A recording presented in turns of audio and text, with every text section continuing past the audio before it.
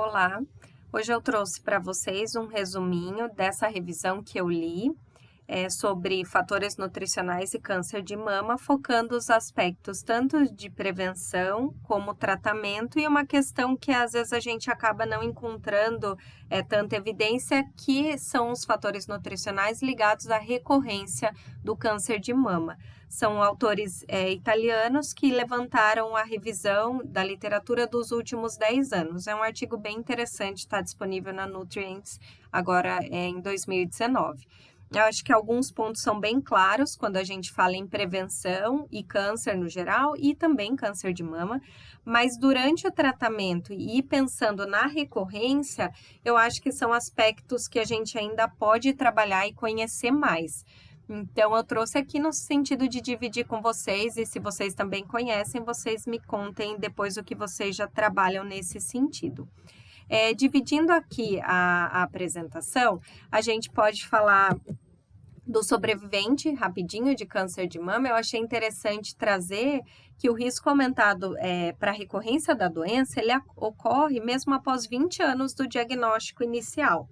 Também traz consigo que um aumento do risco da recorrência também traz um aumento do risco de ganho de peso.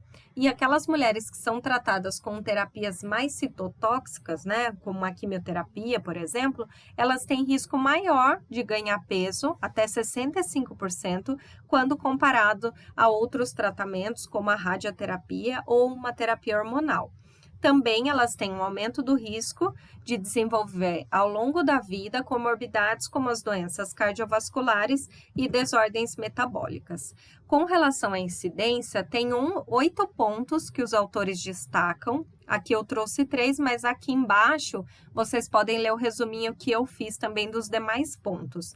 Nesses primeiros eu trouxe o IMC, que eu achei que é um dos itens que a gente já trabalha, mas aqui eles trazem dados interessantes de que um aumento de 5 quilos por metro quadrado, né, no índice mesmo, no IMC, ele aumenta a mortalidade para câncer de mama. Então, em que momentos? Em função do momento do diagnóstico. Então, pode aumentar 18% a chance de mortalidade se o aumento nesse peso aconteceu antes do diagnóstico. Se aconteceu menos de 12 meses após o diagnóstico, e aumenta 29% a chance de mortalidade se ele aconteceu 12 meses ou mais depois que teve o diagnóstico de câncer de mama. Então, está aí um dos pontos que a gente pode trabalhar. Com relação à carne vermelha e processada, os autores destacam que o método de cozimento em si, ele pode ser mais importante que a carne vermelha, porque ele representa uma causa do aumento de risco em função da formação de alguns compostos carcinogênicos. Lembrando que a carne, ela é fonte de proteínas, ferro, zinco e vitamina B12, e por isso ela não deve ser completamente evitada. Na verdade, a orientação do Fundo de Pesquisa contra o Câncer é que a gente deve reduzir o consumo a, no máximo, 350 a 500 gramas de carne cozida vermelha por semana, pensando na redução da incidência do câncer de mama. Com relação ao grupo de frutas e vegetais e seu efeito protetor, existem orientações no sentido de aumentar o consumo, mas a gente ainda não tem nada muito comprovado no sentido de redução do risco de câncer de mama. Os pontos em destaque é que eles têm esse grupo, né, tem polifenóis e fibras, e os polifenóis acabam modulando a proliferação celular, a atividade metastática e também são antagonistas de alguns ligandes de estrógenos. As fibras também se ligam, né, elas podem se ligar aos estrógenos e assim reduzem seus níveis séricos, melhoram também sensibilidade à insulina e reduzem ganho de peso, consequentemente, tem relação com a redução do risco de incidência.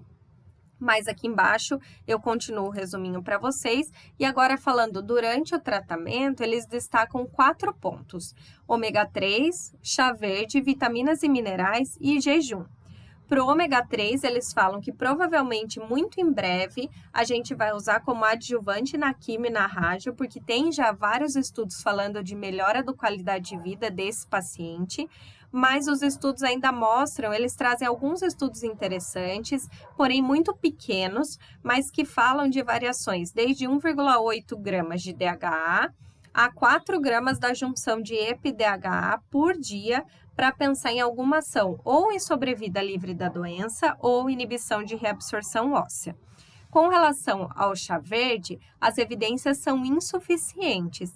Dentre os estudos que eles trouxeram nessa revisão, achei legal esse estudo de corte prospectivo, que mostra que o consumo do chá, então cerca de 100 gramas de folhas secas por mês, durante 60 meses após o diagnóstico, tem impacto na sobrevida. Com relação a vitaminas e minerais, eles ainda apontam que a gente precisa de mais ensaios para garantir a segurança da suplementação durante a quimioterapia. Eles mostram que também os estudos trazem resultados controversos com relação à vitamina C, E, D, selênio e cálcio, e que o uso de multivitamínicos, se associado a uma dieta rica em frutas e vegetais e na atividade física, pode ser benéfico dependendo da condição desse paciente. No jejum, eles colocam que tem já estudos, a gente já sabe que tem essa relação de melhora em toxicidade ou melhor tolerância ao tratamento, dizendo que o jejum de curto prazo, feito antes e após a quimioterapia, ele pode ser sim associado com redução de efeitos colaterais no tratamento sem causar perda de peso. O jejum 24 horas antes e após, em um outro estudo que eles trouxeram, já não mostrou diferença, pensando em ajuste de dose de químio, mas reduziu a toxicidade hematológica. Em função do número de estudos e do tamanho dessa amostra, eles também concluem que ensaios randomizados e maiores são necessários. Na tentativa de reduzir recorrência e pensando em mortalidade, eles trazem alguns pontos interessantes com quantidades que a gente pode trabalhar. Então, o consumo de pelo menos 10 gramas de fibra por dia significativamente reduziu o risco de mortalidade aqui para todas as causas de câncer. É considerado seguro que mulheres com câncer de mama consumam cerca de 30 gramas por dia de alimentos à base de soja, que é mais ou menos 10 a 20 miligramas das isoflavonas da soja, que são os compostos que teriam essa ação protetora. Eles destacam que o uso de suplementos isolado ou de proteína de soja ou das isoflavonas em si, ele não é aconselhável. As evidências atuais mostram que a adesão à dieta do Mediterrâneo reduz recorrência de câncer de mama. Então, é o mais evidente essa adesão completa a esse pacote de estilo saudável que a gente conhece como a dieta do Mediterrâneo. Então, para concluir, e que os autores também colocam, é que os indivíduos eles são diferentes e eles têm respostas diferentes, às vezes as mesmas intervenções alimentares que a gente faz. Por quê? Porque tem toda a relação do gene com o nutriente, tem relação da composição da microbiota, da adesão àquela intervenção e etc. Então, aqui a gente deixa a dica de que é interessante fazer uma intervenção personalizada e considerando sempre o mais possível, né, o mais próximo àquele estilo de vida saudável. E, lógico, com orientações baseadas em evidências. Então, aqui esse estudo trouxe algumas delas para vocês e aqui embaixo tem o resuminho completo, se vocês quiserem olhar, tá bom? Muito obrigada!